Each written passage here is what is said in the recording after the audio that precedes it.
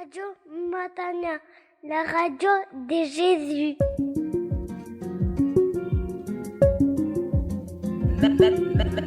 Matania Radio.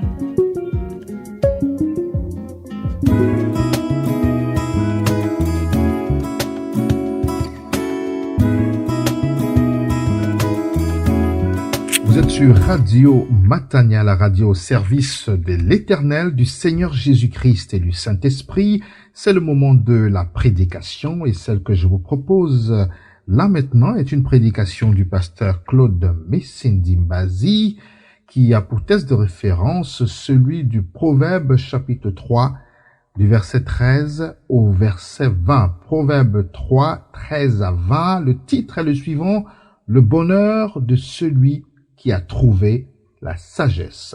Le bonheur de celui qui a trouvé la sagesse. Vous l'aurez compris, c'est un focus sur la sagesse, à l'image de la prédication précédente que nous avons entendue les jours précédents, qui avait pour titre « Soyez réalistes ». Là, aujourd'hui, nous poursuivons ce focus sur la sagesse. Qu'est-ce que la sagesse? Qu'est-ce que le sage? Qu'est-ce que la belle, la bonne vie? Qu'est-ce que le bonheur, tout simplement? C'est une prédication que je vous recommande vivement. Vous aurez également un focus sur la crainte de Dieu. Qu'est-ce que c'est que la crainte de Dieu? Que le Seigneur vous bénisse abondamment. Restez fidèles au programme de Radio Matania. Voilà, que le Seigneur soit béni. Amen. Je vous invite à un temps de méditation. Donc, prenez vos Bibles, s'il vous plaît. Devant nous, la lecture du texte de ce matin, tiré du livre de Proverbes, chapitre 3. Proverbes, chapitre 3, versets 13 à 20. Dans l'Ancien Testament, Proverbes, chapitre 3, versets 13 à 20. Nous accueillons la parole de Dieu avec foi. Amen. Heureux l'homme qui a trouvé la sagesse, l'homme qui a acquis l'intelligence, car mieux vaut la gagner que gagner de l'argent. Amen. Son revenu vaut mieux que de l'or. Amen. Elle est précieuse plus que les perles. Rien de ce que tu désires ne l'égale. Dans sa droite, longueur des jours. Dans sa gauche, richesse et honneur. Ses chemins sont chemins de délices. Tous ses sentiers de bonheur. Amen. C'est un arbre de vie pour qui la saisit et qui la tient devient heureux. Amen. Yahvé, par la sagesse, a fondé la terre. Il a établi les cieux par l'intelligence. Par sa science furent creusés des abîmes, et les nus distillent la rosée. Amen. Amen. Prions. Notre Père, notre Dieu, nous te remercions pour ta parole. Ces paroles sont esprit et vie, et nous avons besoin du secours de ton Esprit Saint, car nous voulons entrer dans la vie, la vraie vie, la vie réelle, la vie de l'Esprit. Seul ton Esprit peut convaincre. Seul ton Esprit peut révéler ce qui nous est caché. Et il le fait, il a toujours fait, pour ceux qui invoquent ton nom. Nous croyons que cette parole aura une belle course au-dedans de nous, et tous ceux qui l'entendront seront bénis par toi, car elle ne retourne jamais à toi sans avoir exécuté ton dessein et accompli ta volonté.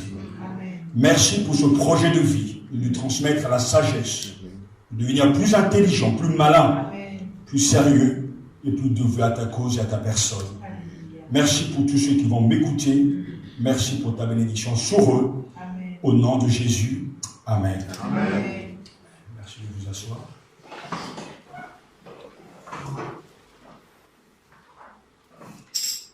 Avec ce texte, on peut s'interroger sur la vie et la vraie vie.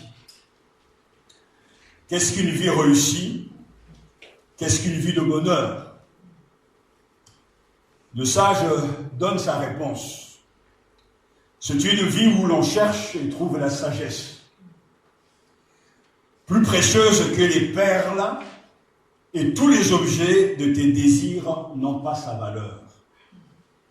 Dans une autre version, aucun de tes bijoux ne lui est comparable. Ils sont heureux tous ceux qui ont trouvé la sagesse et deviennent intelligents. La sagesse est plus précieuse que les bijoux. On ne peut rien désirer de meilleur. Heureux l'homme qui a trouvé la sagesse. Elle a plus de prix que les perles. Amen. Et aucun trésor que tu pourrais convoiter n'égale sa valeur. Amen. Heureux donc l'homme qui a trouvé la sagesse. Il a acquis un trésor inestimable, des biens éternels. Dans un monde où on nous propose à la carte plusieurs formes de bonheur, de satisfaction, on pourra dire que on peut tout goûter. Le plaisir, comme le sage dans l'Ecclésiaste le dit, on peut goûter à la vie, aux loisirs, aux réseaux sociaux. On peut tout goûter, mais à la fin, le sage donc nous dira que tout est vanité, poursuite de vent. Tout ça, ce n'est que du vent, un courant d'air. Ainsi, l'homme peut goûter à beaucoup de choses, mais il ne sera jamais satisfait. D'ailleurs, la Bible dit très bien que l'oreille n'est jamais vraiment remplie au point d'entendre que l'œil même de voir ce qu'il voit. L'homme est toujours dans la recherche de quelque chose d'autre. Certains ont goûté à la drogue, d'autres ont goûté aux musiques de ce monde, d'autres ont goûté aux religions. Mais à la fin, finalement, l'homme poursuit toujours un but. Ce but qui reste pourtant accessible, mais caché, c'est en fait de rencontrer Dieu. Et la Bible propose aussi le menu de vraiment le chemin du bonheur. Il n'a rien à voir avec ce que le monde propose. Ce n'est pas les mêmes conditions et les mêmes valeurs et les mêmes récompenses. Et nous sommes là pour entendre l'autre voix, la voix de Dieu. Et cette voix nous dit heureux, l'homme qui a trouvé la sagesse. Dans les proverbes, Dieu parle par la voix justement de la sagesse. Et la sagesse joue le rôle juste de transmetteur des paroles de Dieu. Créée par Dieu, la sagesse est son porte-parole. Lorsque l'on lit justement ce livre particulier classé parmi les livres de sagesse, c'est comme si on se plaçait en face d'un vieux aux cheveux blancs qui a vécu tant de choses et qui nous transmet sa sagesse. Quand on est jeune, on pense tout savoir. Mais en fait, on ne connaît pas grand-chose. Et quand on devient adulte, vieux, on se rend compte que finalement, on ne sait rien encore. Parce qu'on ne cesse pas d'apprendre jour après jour. Lorsque l'on conseille les jeunes, et ça m'est arrivé de le faire à maintes reprises, il y a ces jeunes qui sont prêts à écouter les conseils et qui vont adapter donc leur vie à ces conseils.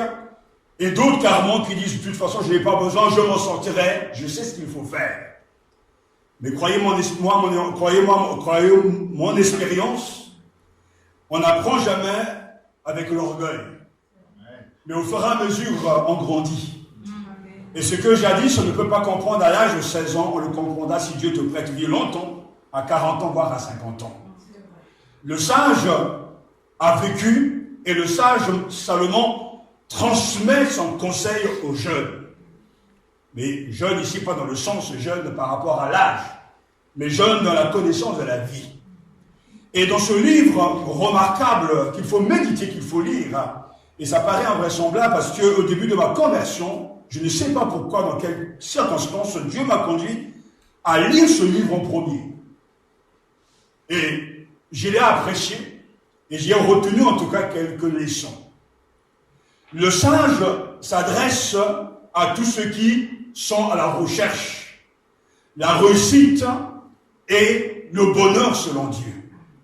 Ce livre, il lui-même l'écrit au chapitre 1, il est destiné à faire connaître la sagesse, à donner l'éducation et l'intelligence des sentences pleines de sens, à faire acquérir une éducation éclairée, justice, équité, droiture, à donner aux naïfs la prudence, aux jeunes connaissance et discernement. Et dans une autre version, ces proverbes apprennent à l'homme à se conduire avec sagesse et à accepter les recommandations. C'est un livre qui nous pousse à la réflexion. Et dans les églises, on a besoin de réfléchir. Les chrétiens sont des gens intelligents et ils doivent apprendre à réfléchir, Bible en main, à regarder l'humanité, la société avec les yeux et le regard de Dieu. Donc il y a des sujets de réflexion aux jeunes. Jean dira donc le sage. Il poursuit au chapitre 1, versets 5 à 6, que le sage écoute et augmentera son acquis. L'homme intelligent acquérera l'art de diriger, destiné à donner l'intelligence des proverbes et énigmes, des propos des sages et de leur charade. Et dans ce chapitre 3, on connaît plusieurs, en tout cas, portions des Saintes Écritures, car dans le Nouveau Testament, on le retrouve, par exemple, lorsque le sage dit justement que un père corrige le fils qu'il aime, versets 11 et 12, on le retrouve dans le Nouveau Testament, dans Hébreux chapitre 12, versets 5 à 6, et il dit bien très clairement, « Mon enfant, ne repousse pas les avertissements du Seigneur. Ne te moque pas de ses reproches. Oui, le Seigneur fait des reproches à la personne qu'il aime, comme un père à son enfant préféré. » Et en tant qu'enfant de Dieu, Dieu nous aime. Et en tant qu'enfant de Dieu, il nous donne des conseils. Et en tant qu'enfant de Dieu, nous pouvons aussi bouder ses conseils et en faire qu'à notre tête, mais les conséquences seront tragiques et dramatiques.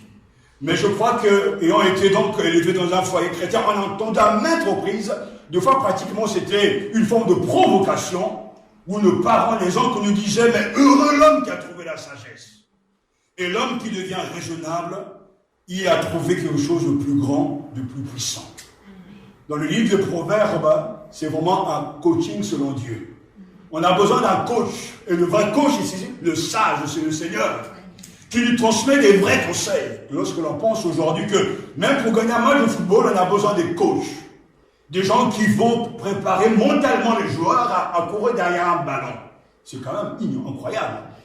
Je pensais que c'était si simple. Mais il y a des gens qui sont comme disait un gros joueur de tennis, le seul qui a remporté Roland Garros. Les Français ont cette mentalité de loser. Lorsqu'ils entrent donc pour jouer sous leur cours, justement, ben, ils sont déjà défaitistes. Ils ne se disent pas, cette fois-ci, je veux faire de bon mieux. Mais avec des gens comme ça, vous serez toujours des losers. Ce matin, nous ne voulons pas être des losers, mais des vainqueurs. Des gens qui vont suivre le conseil de Dieu et qui vont réussir. Mon fils, n'oublie pas mon enseignement. Et que ton cœur observe mes préceptes, lui dit le verset 1 de ce chapitre 3. Ne rejette pas, mon fils, l'éducation du Seigneur et ne te lasse pas de ses avis. Ce fils, c'est nous. Et Dieu a quelque chose à nous dire. Nous savons que celui qui accueille les paroles de Dieu va réussir. Au chapitre 2, justement, il est question encore de cette recommandation. C'est comme une forme vraiment de recherche, comme une obsession de la part de la sagesse de nous trouver. Et de nous donner l'intelligence pour comprendre les voies de Dieu. Et il le poursuit même dans Proverbe chapitre 2. Mon fils, si tu accueilles mes paroles, si tu observes par toi mes préceptes, rendant tes oreilles attentives à la sagesse, inclinant ton cœur vers l'intelligence, oui, si tu fais appel à l'entendement, si tu réclames l'intelligence, si tu la recherches comme l'argent, si tu la creuses comme un chercheur de trésors, alors tu comprendras la crainte de Yahvé, tu trouveras la connaissance de Dieu, car c'est Yahvé qui donne la sagesse, de sa bouche sortent le savoir et l'intelligence. Salomon s'adresse à son fils. Peut-être son fils est successeur sur le trône, mais c'est un terme beaucoup plus général. Il souhaite que son fils garde les instructions de son père, qu'il prête l'oreille à quoi? À la sagesse, et son cœur à la raison.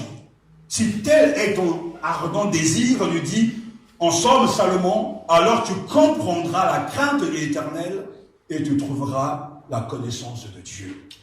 Car l'Éternel donne la sagesse, de sa bouche sortent la connaissance et la raison. Cette recherche de la sagesse ne le rendra pas plus habile ou rusé, non. Le texte le dit très clairement, loin de là, alors tu comprendras la justice, l'équité, la droiture, toutes les routes qui mènent au bien, car la sagesse viendra dans ton cœur et la connaissance fera les délices de ton âme, la réflexion te gardera, la raison te protégera pour te délivrer de la voie du mal, de l'homme qui tient des discours pervers. Si tu écoutes, si tu observes, si tu gardes, ta récompense, c'est une béatitude. Amen. Heureux celui qui a trouvé la sagesse. Amen. Est-ce que vous êtes heureux? Amen. Tu trouveras la faveur et tu seras bien avisé aux yeux de Dieu et des hommes. Parce que celui qui a trouvé la sagesse, le chercheur de sagesse, il sera en bonne santé. Verset 8 nous dit, ça sera un remède pour ton corps, un rafraîchissement pour tes membres. Et dans une traduction, ce sera une bonne médecine qui t'assurera la santé du corps et donnera une nouvelle vitalité à tout ton être. Heureux qui a trouvé la sagesse, qui s'est procuré la raison. Heureux, c'est ce que la Bible nous dit. Il y a heureux dans le monde, le happy dans le monde. La béatitude, le makarios selon l'hébreu, Hacher selon le grec et l'hébreu, Hacher et makarios selon le grec. Mais de quoi s'agit-il? De bonheur? Être béni, être satisfait, être rempli. Heureux celui qui a trouvé la sagesse. Le bonheur selon Jésus, si on cherche à comprendre ce mot heureux selon le Nouveau Testament, ce n'est pas le fait de posséder des choses, des biens matériels, mais c'est avant tout une condition. Amen. Dans les béatitudes, il dit bien heureux ceux, par exemple, qui ont le cœur pur, car ils verront Dieu. C'est un état, un constat, une affirmation. Il est heureux celui qui a le cœur pur, mais ce bonheur est défini par Dieu lui-même. Le monde définit le bonheur selon l'argent, la gloire, le nombre de relations, selon les loisirs, selon les jouets, selon les connaissances, mais le bonheur selon Dieu est défini par Dieu lui-même. Et il est en train de dire bravo, quelle réussite toi qui as trouvé la sagesse. Ou plutôt que la sagesse a trouvé. Tu es heureux parce que tu as en une seule vertu tout.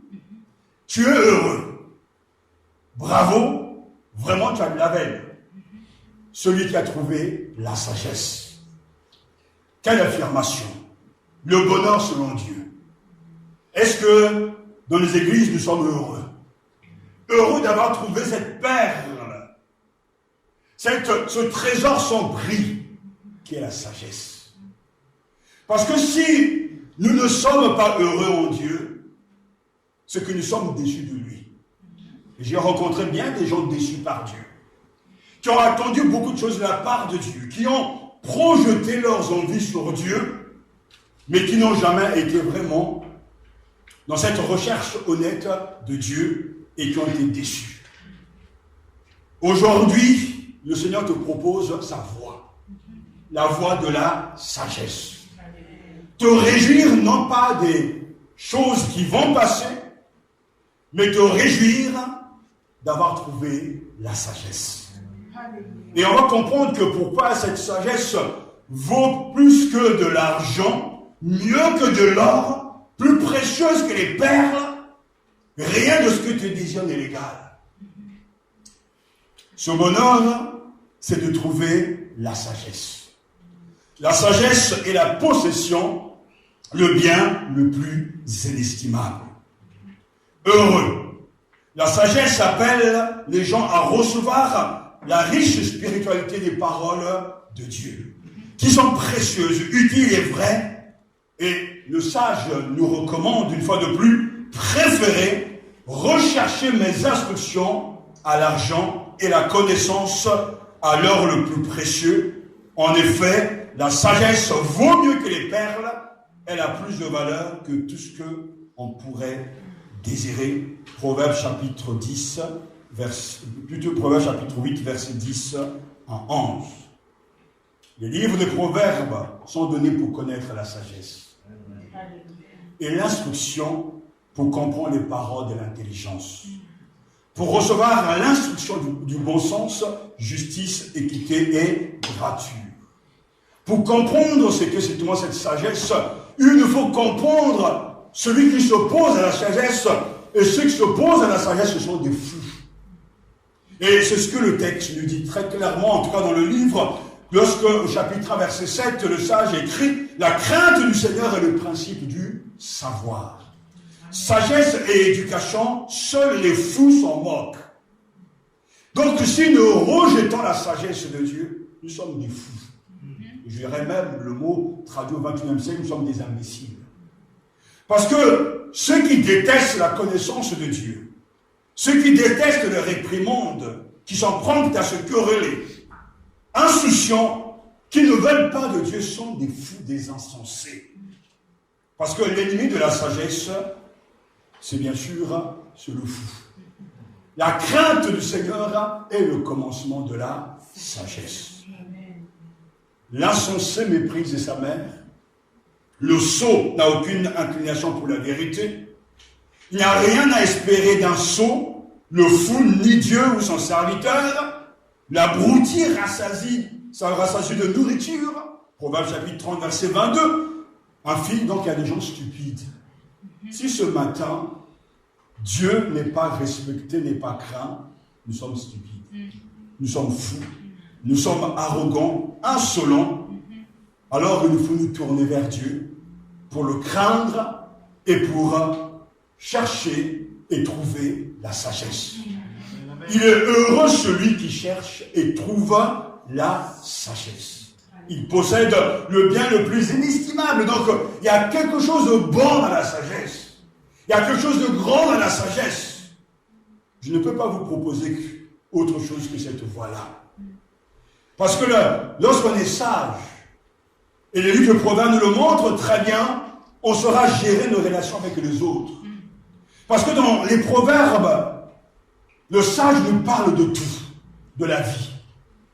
De notre existence, la vie individuelle, la vie familiale, sociale, économique, politique, les relations parents-enfants, hommes-femmes, patrons-employés, bons et méchants, riches et pauvres. Celui qui est sage, selon Dieu, va gérer toutes ces choses et va réussir à glorifier Dieu, à être heureux. Il est heureux celui qui a trouvé la sagesse. Parce que la sagesse nous donne la capacité de juger ce qui est juste. La sagesse nous donne la capacité, l'intelligence de bien gérer même les possessions matérielles.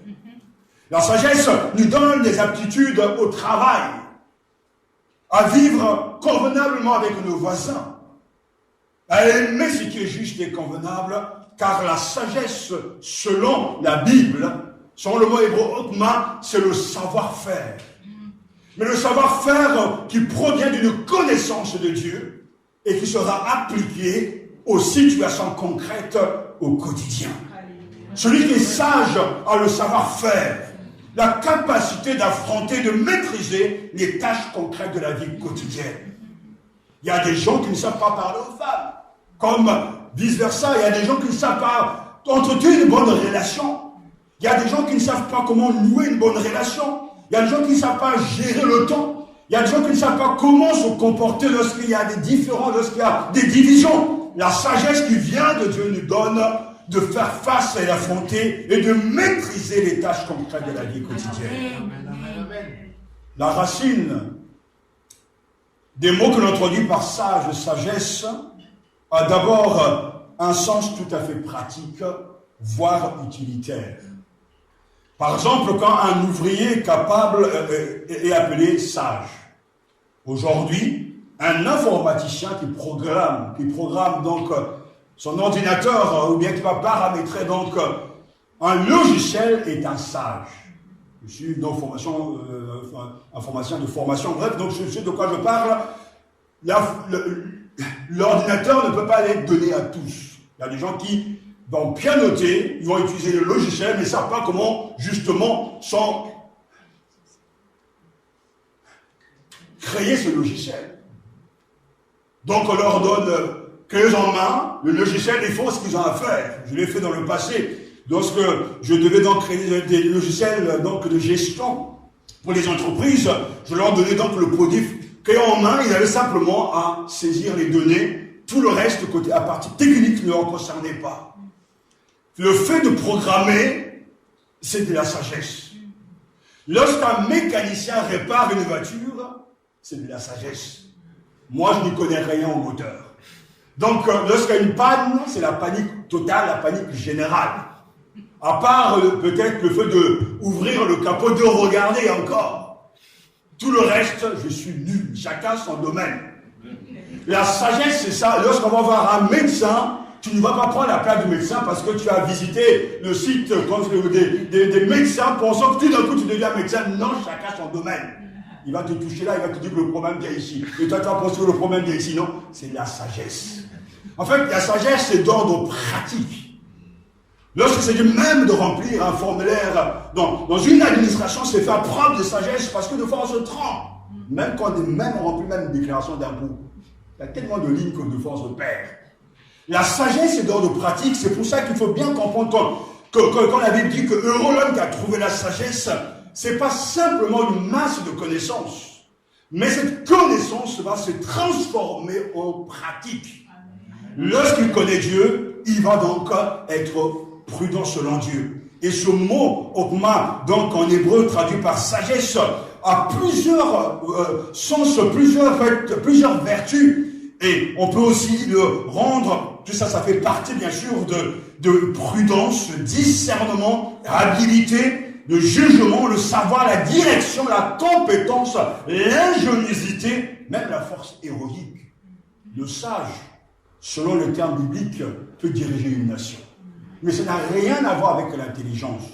Moi, la sagesse, dit la Bible, j'habite avec le savoir-faire. Je possède la science de la réflexion, la crainte de Yahvé et la haine du mal. Je hais l'orgueil et l'arrogance, la mauvaise conduite et la bouche torse. À moi appartiennent le conseil et la prudence. Je suis l'entendement, à moi la puissance. Proverbe chapitre 8, versets 12 à 14. Écoutez bien ce qu'il dit. Je suis la sagesse, le bon sens m'accompagne. Je sais agir avec réflexion. Être soumis au Seigneur, c'est détester le mal. Heureux l'homme qui a trouvé la sagesse. En fait, il a trouvé l'intelligence, il a trouvé la compréhension, il a trouvé l'entendement, il a trouvé le discernement, la capacité de déjouer même les ruses des autres. Il a trouvé le savoir, l'adresse, l'habilité, même l'expertise. Heureux l'homme qui a trouvé la sagesse. Celui qui est sage a du discernement. Il ne dit pas oui à tout. Parce que celui qui est sage arrive à discerner ce qui est bien et ce qui est mal. Celui qui est sage, comme je l'ai dit, intelligent, il a la capacité, il a reçu de la part de la sagesse la capacité de discerner avec intelligence la différence entre l'apparence et la réalité. Il y a des gens qu'on ruse, qu'on arrive toujours à rouler. Dans le monde, le terme du monde, c'est-à-dire ils ne sont pas malins. À chaque fois, ils sont d'une naïveté sans précédent. Ils tombent toujours les mêmes pièges, on leur promet toujours les mêmes choses, et ils sont toujours aussi fascinés. À chaque fois, je le vois, parce que ça fait des années que je vis dans ce monde, j'ai vu passer tant de présidents à chaque début donc de présidence. Il y a eu cette campagne qui commence, il y a toujours des gens qui disent cette fois-ci, ça va changer. Le changement arrive. Et il y a toujours des gens qui vont croire que oui, on va réussir, ça va arriver. C'est le changement. Je veux voter pour ce candidat. Quelques mois après, je ne savais pas qu'il était pire que les autres. Parce qu'il n'y a rien de nouveau sous le soleil. Ça ne veut pas dire qu'on ne doit pas aller donc voter. C'est un droit, il faut le faire et nous devons respecter les autorités. Mais il ne faut pas être naïf. Parce que si nous croyons que notre bonheur viendra des politiques, c'est que nous n'avons rien compris. Le sage est intelligent. Le sage est capable de voir, justement, de faire la différence entre le vrai et le faux. de voir et de comprendre les choses qui ont beaucoup de valeur, des valeurs éternelles. Il ne choisira jamais la mort, mais il choisira toujours la vie. Amen. Celui qui a trouvé la sagesse a eu la connaissance de la compréhension. Ça sera quelqu'un qui va réussir, non pas une réussite selon les hommes, mais une réussite selon Dieu. Il sera avisé en affaires. Il sera sage dans ses relations avec les autres. Il ne parlera pas beaucoup, il ne rentrera pas dans les histoires des gens. Il acceptera la correction, la discipline que Dieu va lui donner, lui permettre, parce qu'il est sage. Il y a un point qui m'a vraiment interpellé lorsque je lisais et étudiais ce texte, ce livre, c'est que c'est vrai que le sage accepte d'être corrigé et châtié par Dieu. La correction, la discipline, l'instruction, il les accepte venant de la part de Dieu. Et au chapitre 1, il dit, mais il accepte les réprimandes, les reproches, la correction. Écoutez mes avertissements, alors je répondrai sur vous mon esprit et vous éclairerez de mes conseils.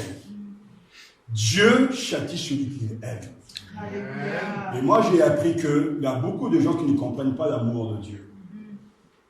À chaque fois qu'ils sont bénis par Dieu, par les biens matériels, voire physiques, et spirituels, ils lèvent leurs mains au ciel, disent Seigneur, sois béni, parce que tu es merveilleux. Mais ces mêmes personnes occultent ce passage que Dieu châtie l'enfant qu'il a chéri.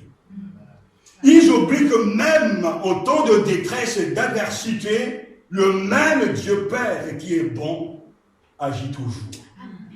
Ce n'est pas seulement quand les choses vont bien qu'il faut louer Dieu et l'adorer. Même quand tout va mal, Dieu ne change pas.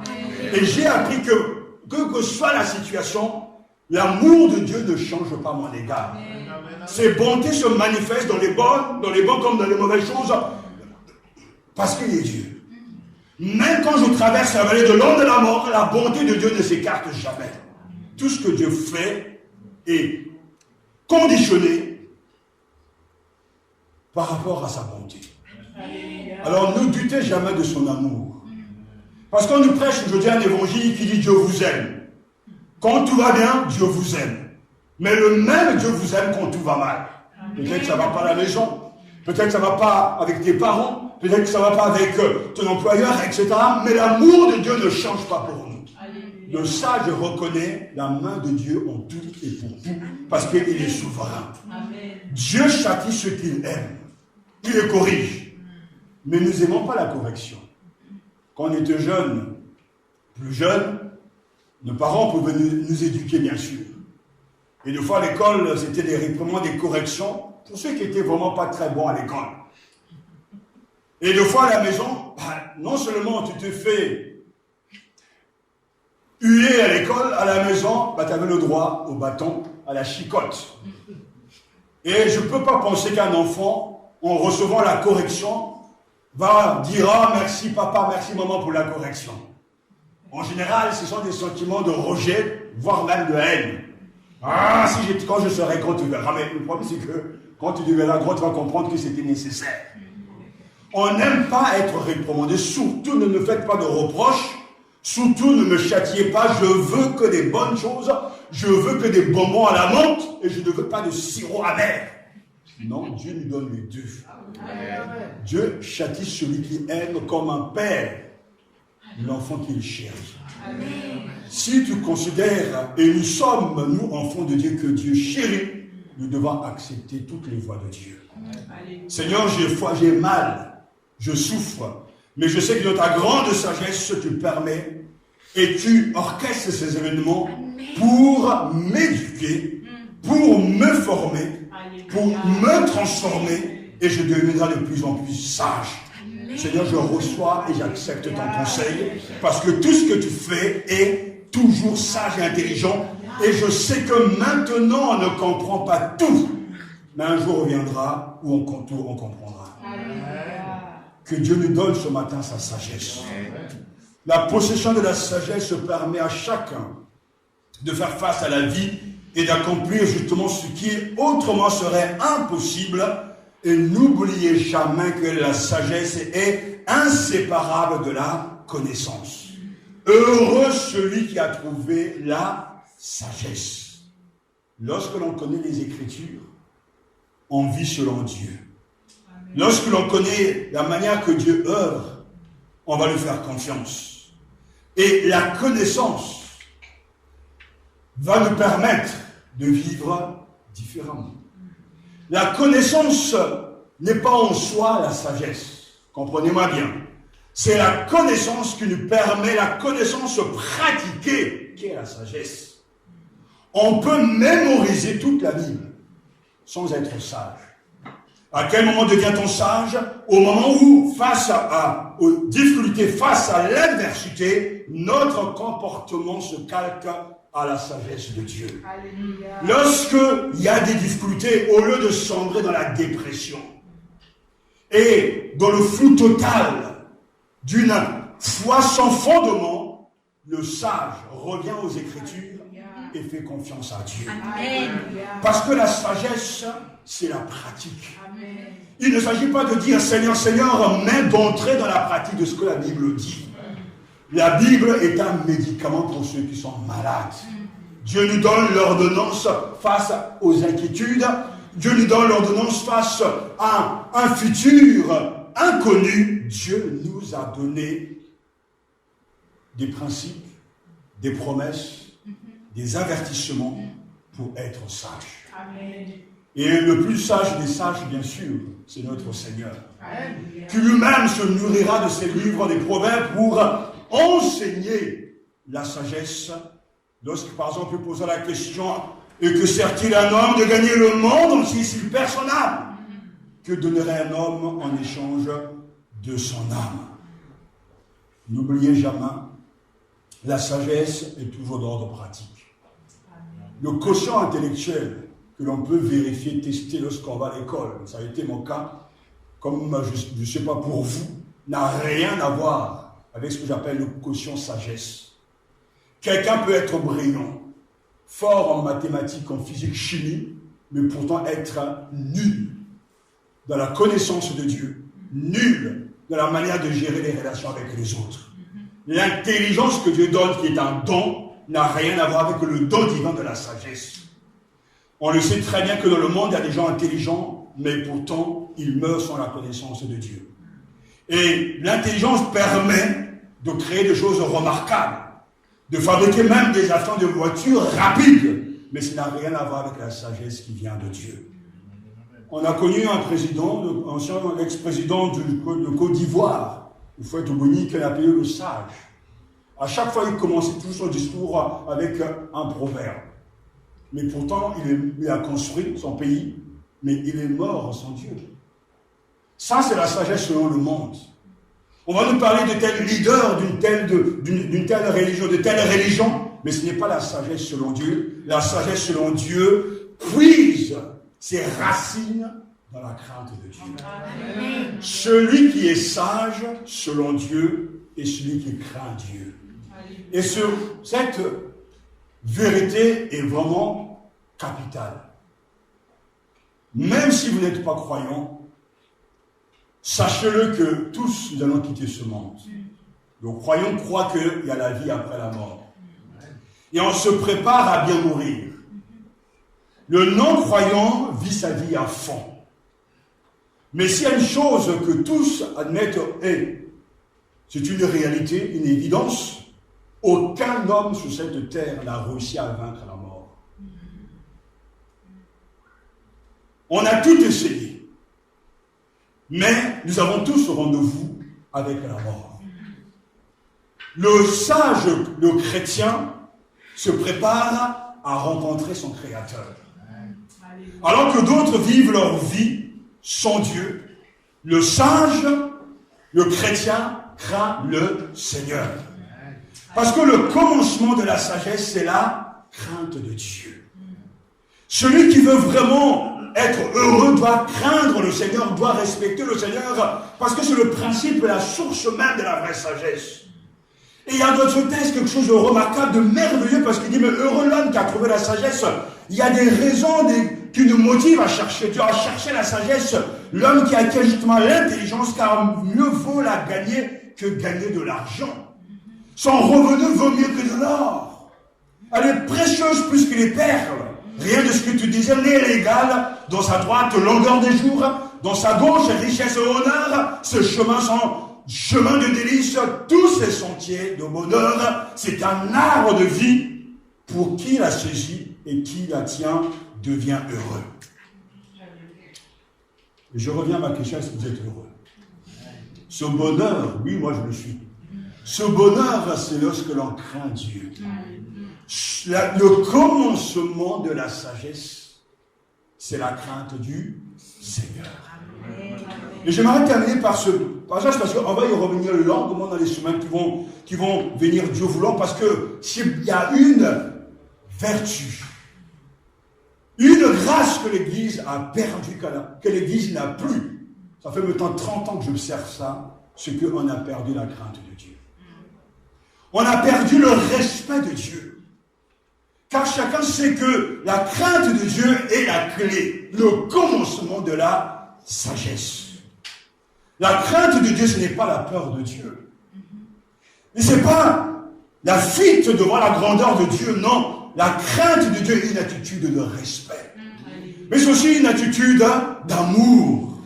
La crainte de Yahvé, ce n'est pas la terreur qu'inspire Dieu, même si cela doit aussi nous pousser lorsque l'on connaît Dieu à le craindre. C'est plutôt le respect qui lui est dû. La crainte de Dieu embrasse toute la religion. Elle est le commencement de la sagesse, non pas au sens de début, mais c'est le fondement de la religion, le fondement d'une juste relation avec Dieu. Le commencement de la sagesse, c'est la crainte de Dieu. C'est pour ça que l'on comprend une logique dans ce texte. Heureux l'homme qui a trouvé la sagesse. Mais qu'y a-t-il dans cette sagesse? Mais il y a Dieu, la crainte de Dieu. Et puisque Dieu est le créateur de toutes choses, lorsqu'on le respecte, lui, il en a tout. Amen. La logique, le bon sens biblique. Révérer l'Éternel est le fondement de la sagesse, de la discipline, de l'éducation et de la vie. Cela s'exprime comment? Mais d'abord par le respect. Le respect. Et la Bible dit très clairement dans Malachie chapitre 1 verset 6, un fils honore son père, un serviteur son maître, mais si je suis père, où donc est l'honneur qui m'est dû? Si je suis maître, où donc est ma crainte? Dit Yahvé. Alléluia. Amen. Craindre Dieu, c'est le respecter. Le respect, ça s'apprend. Mais il y a des gens qui apprennent qui n'arrivent jamais. Comme disait j'aime bien Coluche il y a quelques années, se moquant de quelqu'un qui disait, voilà, mais il comprend vite, mais il faut l'expliquer longtemps. Il comprend vite, mais il faut l'expliquer longtemps. Il y a des gens qui n'arrivent pas à apprendre le respect. Mais pourtant, la vie courante nous montre que, inconsciemment, on respecte bien des choses et bien des personnes. Personne n'osera justement prendre, pour ceux qui ont leur voiture, prendre la voiture et rouler à 140 km/h là où c'est 80. Parce qu'on a peur du gendarme, du policier. On apprend lorsqu'on rentre dans une administration pour demander un formulaire, demander une information. On n'entre pas et on va derrière les bureaux pour se servir. On vient au guichet, on dit bonjour, s'il vous plaît. Vous n'allez pas, par exemple, rentrer dans un restaurant, entrer carrément dans la cuisine et vous servir. Le restaurateur, bien d'autres gens vont vous regarder avec des yeux. Et ben, il va dire, mais d'où il sort lui? Parce qu'on apprend tous le respect des lieux, des places et des gens. On ne peut pas s'approcher de notre président Macron et puis dire, oh mec. D'ailleurs, de toute façon, vous n'arriverez même pas auprès de lui. Parce qu'il y a sa garde rapprochée. On ne peut pas lui parler n'importe comment parce que c'est le président. Même si on n'a pas voté pour lui, on doit le respecter. Il y a des choses que l'on fait naturellement parce que le respect, ça ne s'apprend pas. Ce sont des acquis. Respecter Dieu, c'est très important. On ne peut pas s'approcher de Dieu, voilà, Dieu est amour, c'est mon copain. Le même Dieu qui est amour, c'est le même Dieu qui va nous juger. Et qui va envoyer certains en enfer. Respecter Dieu, c'est pouvoir l'honorer, non pas en lui donnant ce qui n'est pas important pour nous, mais ce qui a de la valeur pour nous. Amen. Et même respecter Dieu, c'est venir à l'heure au culte. J'ai toujours vu ça comme étant une preuve de mépris à l'égard du Créateur. Et j'ai toujours dit, mais comment les choses que l'on ne fait pas dans le monde, on arrive à faire ça dans la maison de Dieu? Ce que ces gens méprisent Dieu, n'ont pas le respect de lui. Qui va partir au travail à l'heure qu'il a choisi? Même lorsqu'on est soi-même patron, on respecte les autres, on respecte le rendez-vous. On respecte justement les clients, etc. On ne se permet pas tout parce que on doit se respecter les uns et les autres. Dans le monde, on agit d'une certaine manière. Mais pourquoi dans la maison de Dieu on viendra en retard? En fait, c'est simplement un péché, ça manque de respect. J'ai entendu l'histoire d'un pasteur qui a été visité par le Seigneur, qui a reçu une vision. Et quand il a rapporté ses faits, il a été surpris parce qu'au ciel, Dieu était en train de lui montrer le péché qui est en train de tuer son église, le retard. Et lui se disait, c'est pas possible. Parce que même le retard au culte est un péché. Mais c'est normal puisque c'est la maison de Dieu, c'est un manque de respect. Ce que tu ne fais pas à l'égard d'un païen, d'un patron, de ton employeur, de, je sais pas, du bailleur, ne le fais pas à l'égard de Dieu parce que c'est du mépris. Dieu doit être honoré. Amen. La crainte du Seigneur te pousse à le respecter. Et quand il a commencé donc cet homme à s'adresser à ses enfants, il dit voilà, à partir de maintenant, tout ça, ça va changer. Vous serez à l'heure au culte. Et ils ont changé. Beaucoup de gens minimisent des choses, mais en fait, celui qui a l'expérience sait très bien que dans le comportement des uns des autres se cache l'état de notre cœur. Quand Dieu est respecté, le culte est un moment sacré. Amen.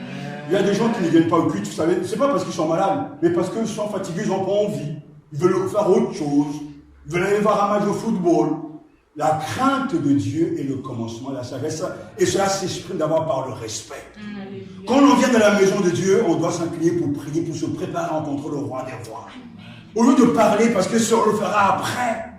Mais commençons par nous concentrer sur celui que nous devons adorer et que nous aime. La crainte de Dieu, c'est son respect. La crainte de Dieu aussi, c'est de l'amour. Parce que craindre Dieu, c'est de l'aimer. C'est là ce que dira Moïse dans Deutéronome chapitre 10, verset 12.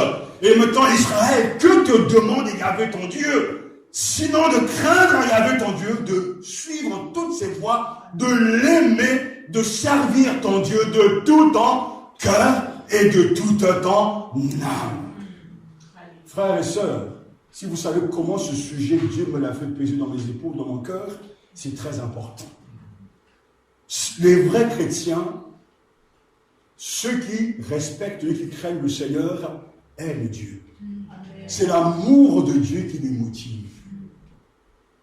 À chaque période, c'est toujours les mêmes choses, les mêmes réactions. Mais celui qui craint Yahvé suit le Seigneur, l'aime, et à son service, et il le fait de tout son cœur et de toute son âme. Alléluia.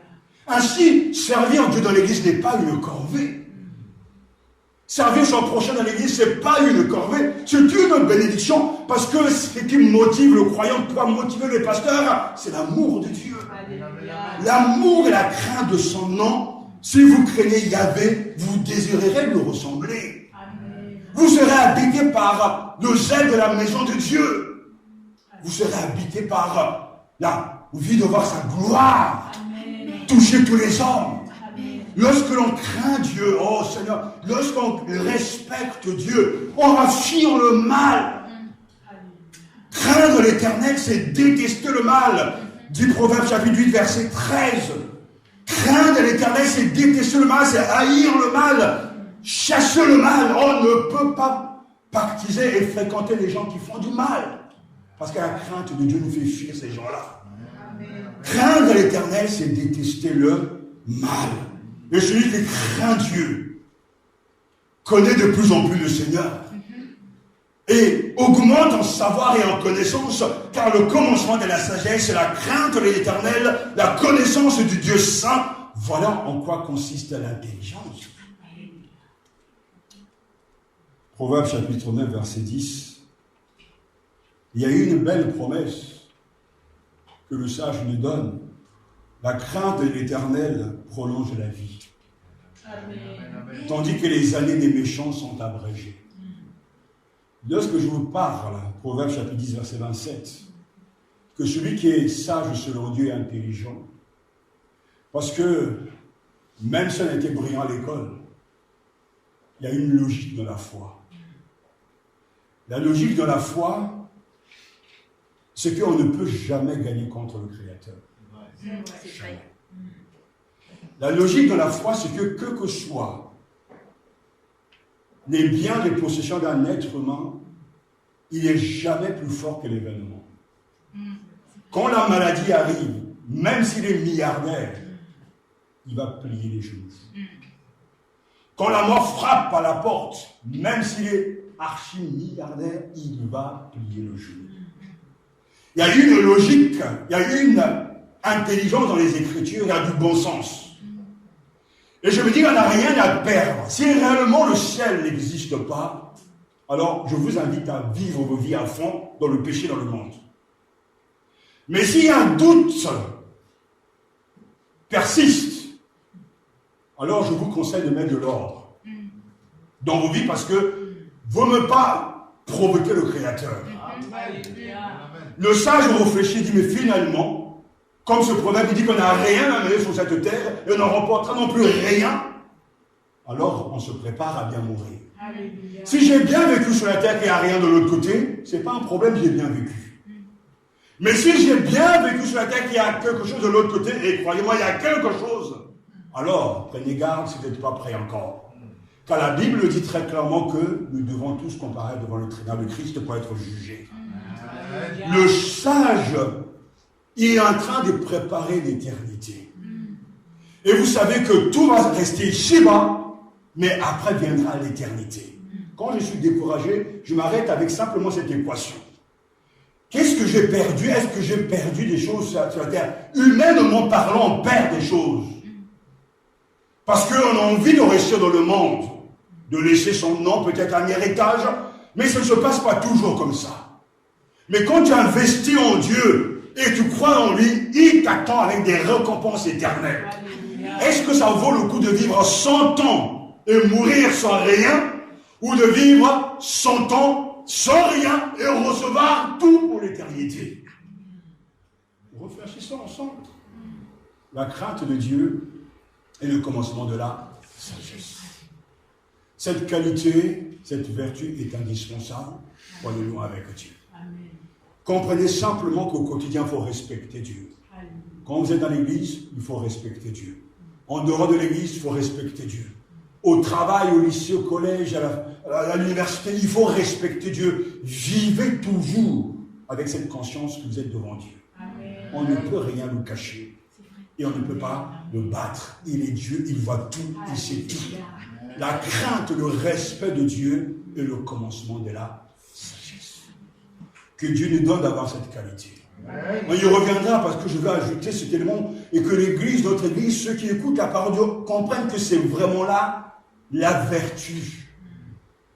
Il nous permet justement d'avoir une juste relation avec Dieu. Celui qui tremble devant Dieu ne peut pas tout se permettre parce qu'il sait que le transcendant est là. Le tout-puissant est là. Parce qu'il sait que tout sera mis à nu à découvert. Que Dieu donne à chacun des cœurs sages. Mais si vous voulez tester au quotidien, parce que cette semaine qui arrive, qui s'ouvre aujourd'hui, a son lot de malheurs, de difficultés, mais aussi de bonnes choses. Il n'y a rien de nouveau sous le soleil. Mais quand l'épreuve viendra, si votre attitude change en bien, c'est que vous avez la sagesse. Mais quand l'épreuve viendra, vous êtes en train de vous mettre en colère, de vous en prendre au Créateur, d'insulter tout le monde, c'est que vous n'avez pas la sagesse. J'ai discuté avec un chrétien cette semaine au téléphone, il dit voilà, pasteur, je passais par tant de difficultés, je me suis en tout cas agité dans tous les sens pour trouver des réponses à mes questions, mais j'ai compris que ça ne sert à rien de se battre, de courir de gauche à droite. Je vais rester calme et apprendre à m'attendre au Seigneur. Et je dis à ce frère, tu as tout compris. Parce que c'est dans le calme et la confiance que viendra votre force et votre force. Il faut faire confiance à Dieu. Il agit pour la gloire de son nom. Et le message nous dit justement, il est celui qui a créé le ciel et la terre, il est le créateur de tout ce qui existe, comme justement il a établi les cieux par l'intelligence, par sa science se furent creusés les abîmes, et les nuées distillent la rosée, le Dieu qui rend sage est l'architecte parfait. Amen. Le créateur. Yahvé, par la sagesse, a fondé la terre. Il a établi les cieux par l'intelligence. Le sage devient comme un arbre de vie pour qui l'a saisi et il qui tient là le vrai bonheur. Le bonheur selon Dieu, c'est ça. C'est la crainte, le respect de Dieu. Et je vous souhaite ce bonheur. Amen. À tous. Merci. Prions le Seigneur.